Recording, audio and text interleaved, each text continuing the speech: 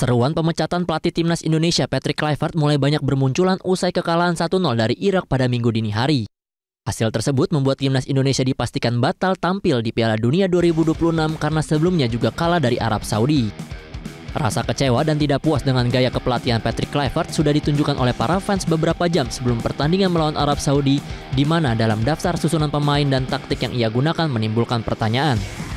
Keputusan Patrick memasang Mark Klok dan Beckham Putra mendapat sorotan dari para penggila sepak bola Indonesia karena kedua pemain tersebut dinilai tak punya cukup kualitas.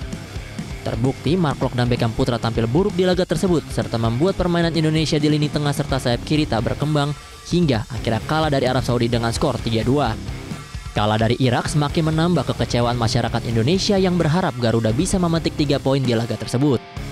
Tagar Patrick out pun kini mulai ramai dikeluarkan para fans timnas di media sosial menyusul kepemimpinan buruk sang pelatih sejak menangani Merah Putih. Tagar Kluivert out menjadi trending di media sosial X, begitu juga dengan postingan berhashtag Patrick out di Instagram yang mulai banyak diunggah.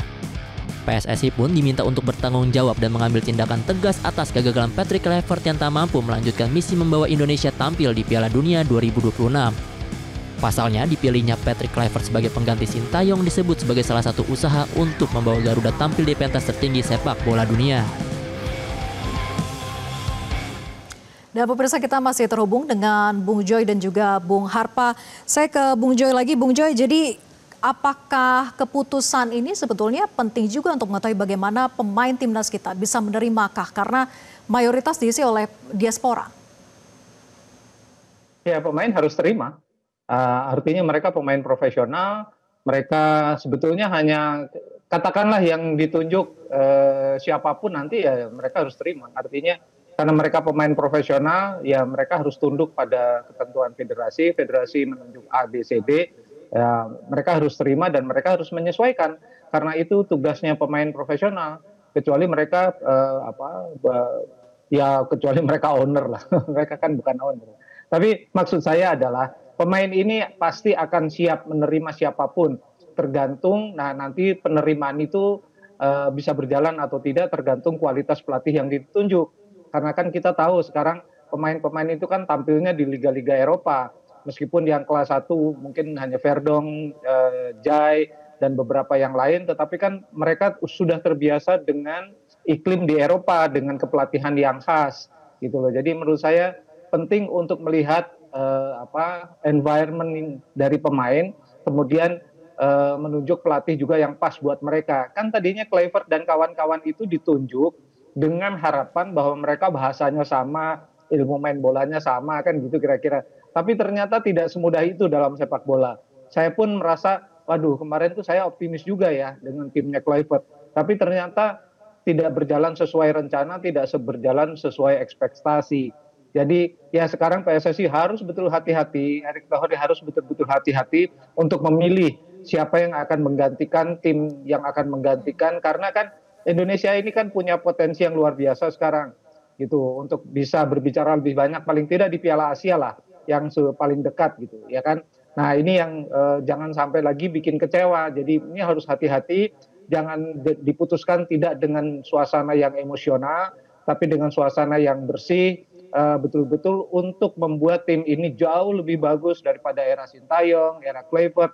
Nah ini yang butuh perhatian seksama, butuh konsentrasi, berpikir dengan hati jernih, dengan pikiran jernih. Saya rasa teman-teman di PSSI memahami hal itu. Dengan kondisi demikian, jadi pengganti pelatih Kluivert ini harusnya juga merupakan pelatih asing atau membuka peluang juga sebetulnya untuk pelatih lokal kita? Ya saya rasa ya kalau pelatih lokal saya rasa mungkin pilihannya sangat sedikit ya. Banyak yang A-Pro lah, teman-teman di pelatih lokal ini kan banyak yang pro. Tapi saya ragu apakah mereka mampu menghandle pertama pemain-pemain yang terbiasa dengan iklim di Eropa sana. Yang kedua dengan tidak memandang rendah para pelatih yang terbaik di negeri ini. Memang tekanan untuk melatih timnas ini kan sangat besar dan ini yang patut diperhitungkan juga. Saya tidak melihat ada figur yang mungkin cocok untuk saat-saat ini ya. Mungkin kalau 1-2 tahun lagi mungkin ada. Tapi sih saya berharap siapapun yang nanti dipilih CV-nya harus lebih bagus daripada Kluivert. CV-nya harus lebih bagus daripada Sintayong.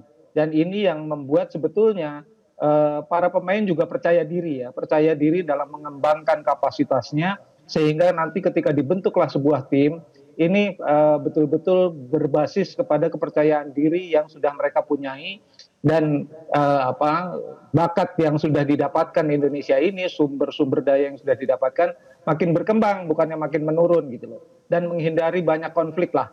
Karena kan di kepelatihan tim nasional ini rasanya memang karena kursinya sangat panas, jadi memang banyak sekali konflik yang mudah terjadi dan itu butuh pelatih yang betul-betul dewasa, butuh pelatih dengan CV yang betul-betul mumpuni. Tapi ya seperti kata Harpa tadi, pasti harganya mahal gitu loh. Tapi ya untuk tim nasional kenapa harus berpikir soal harga? Saya rasa ya sesuai kemampuan lah. Tapi harusnya sih bisa ya mencari yang lebih bagus daripada Kluivert dengan CV yang lebih mentereng. Mungkin harganya agak mahal, tapi saya rasa itu bisa diusahakan. Harus diusahakan logistiknya ya. Saya ke Bung Harpa. Bung Harpa, kalau kita membandingkan gaya kepelatihan Kluivert dengan pelatih-pelatih asing sebelumnya yang pernah menangani timnas, apakah sebetulnya memang tidak cocok dengan karakter pemain timnas kita?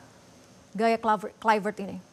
Ya, kalau kita bandingkan ya, karena beberapa kali kan saya juga ngikutin langsung ya di berbagai turnamen tim nasional kita dalam 2 tahun terakhir cukup dekat lah gitu ya. Saya melihat satu yang paling berbeda adalah kedekatan. Kalau kita lihat di era Sintayong itu seperti ayah lah sosok dia.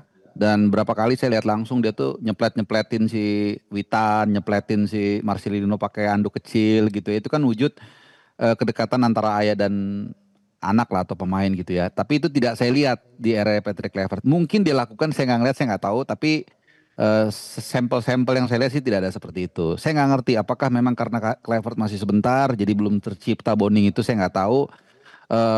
Tapi memang apa yang bisa kita lihat dari ekspresi Justin Hapner di postingan dia itu kan mencerminkan ada something, kan ada isu.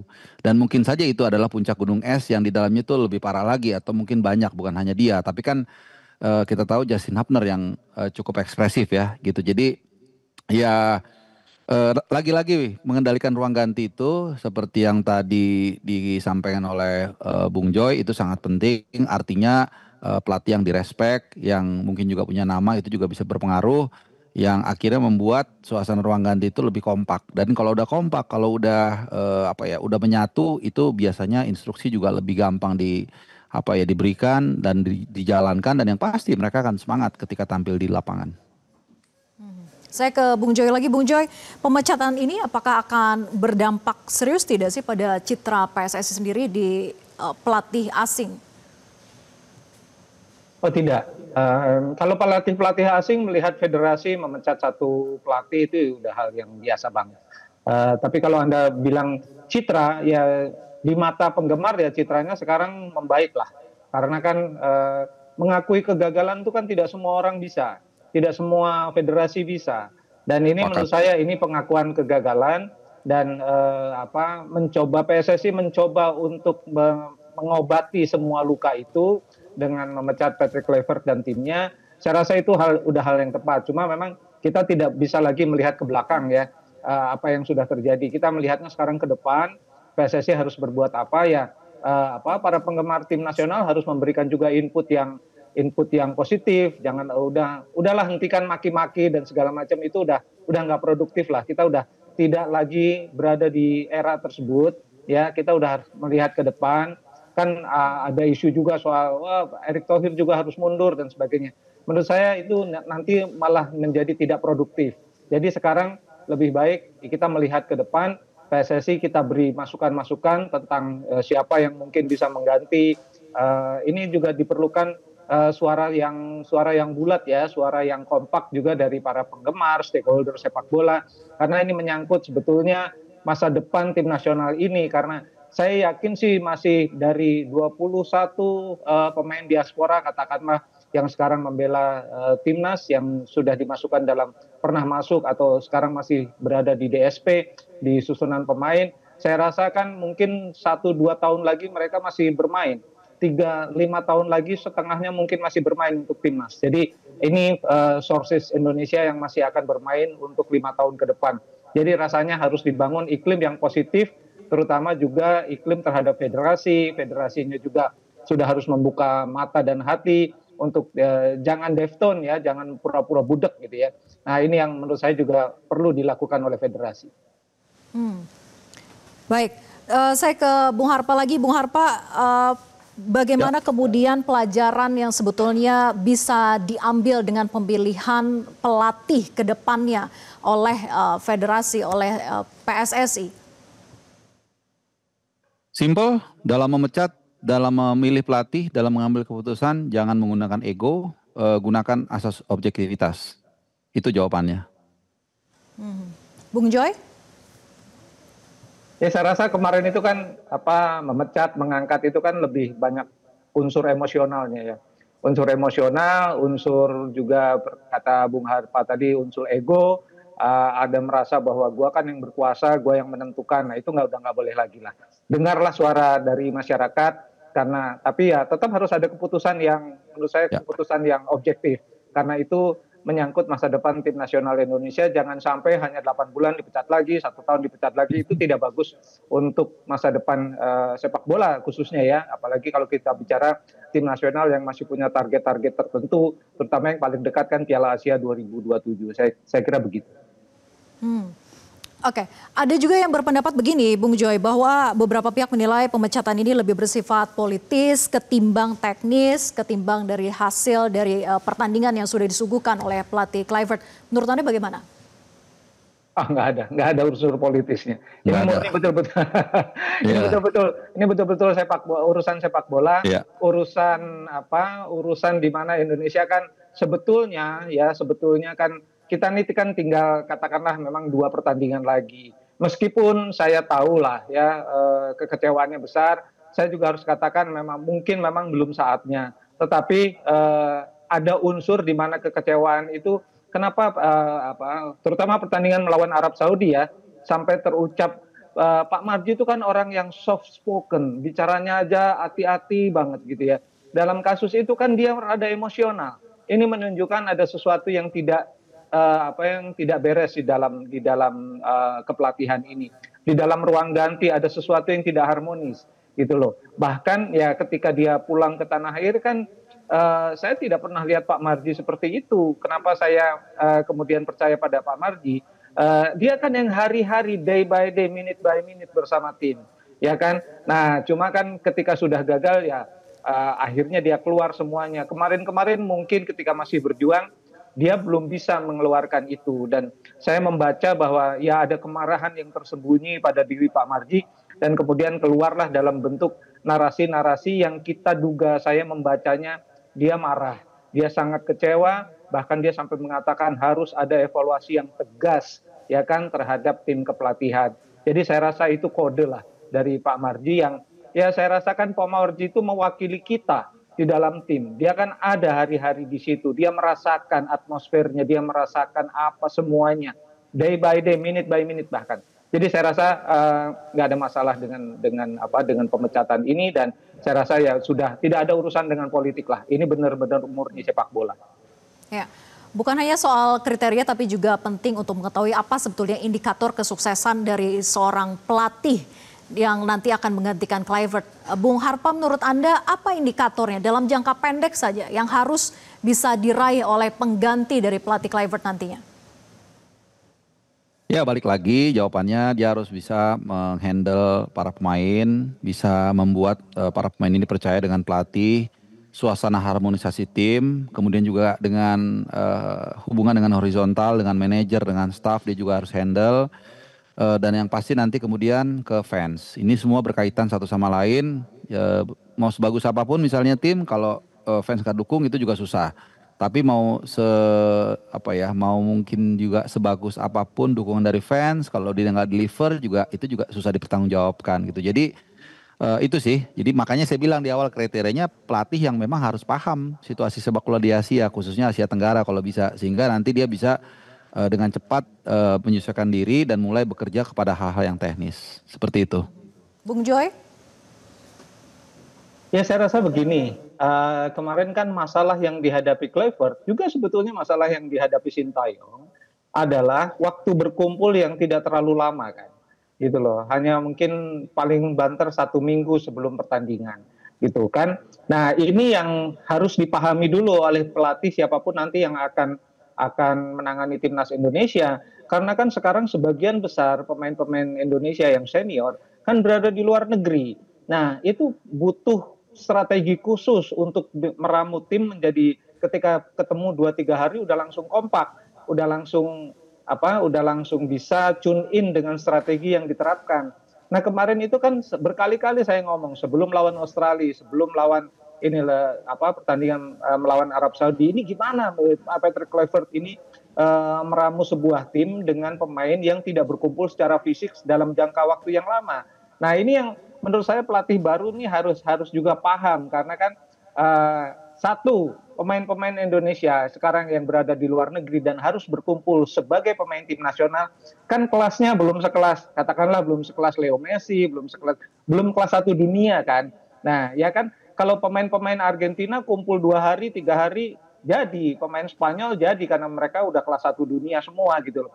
Kalau pemain Indonesia kan enggak gitu loh. Ini yang harus jadi perhatian juga, karena saya tidak habis pikir kenapa starting line up melawan Arab Saudi seperti itu. Kalau Alex Pastor day by day melihat rekaman video, melihat rekaman pertandingan, nah, karena dia kan tidak bertemu secara fisik, harusnya bisa menyusun strategi yang lebih tepat untuk menghadapi partai yang paling krusial menghadapi Arab Saudi gitu loh kan. Nah ini kan yang menurut saya tidak terjadi. Nah justru inilah yang harus disampaikan kepada para pelatih nanti yang akan dalam wawancara nih, nanti PSSI harus disampaikan itu kepada para pelatih, apa strategimu untuk membuat pemain-pemain ini tune in hanya dalam waktu 2-3 hari. Karena itu bukan pekerjaan yang mudah. Bukan pekerjaan yang mudah, harus saya katakan sekali lagi. Karena ya bagaimanapun kita belum sekelas Spanyol, Jerman, Prancis, Argentina, Brazil. Kita masih di level Asia aja, elit Asia aja masih entry level. Jadi itu tugas bagi pelatihnya sangat berat. Jadi saya rasa itu dulu yang harus diuji dari pelatih baru siapapun dia. Iya, semoga masukan dari Bung Joy dan juga Bung Harpa ini didengar oleh PSSI untuk menentukan siapa nanti pelatih yang akan menggantikan posisi Patrick Kluivert. Harus lebih sevisi, harus bisa juga menggantikan dengan yang lebih baik dengan berbagai kriteria tadi yang sudah disampaikan. Terima kasih Bung Joy dan juga Bung Harpa sudah bergabung bersama kami di Breaking News Metro TV. Selamat siang. Bersama demikianlah Breaking News Metro TV, saya Vera Bahason pamit undur diri dan Metro TV masih akan kembali dengan sejumlah informasi maupun program-program berikutnya. Jelajahi cara baru mendapatkan informasi. Download Metro TV Extend sekarang.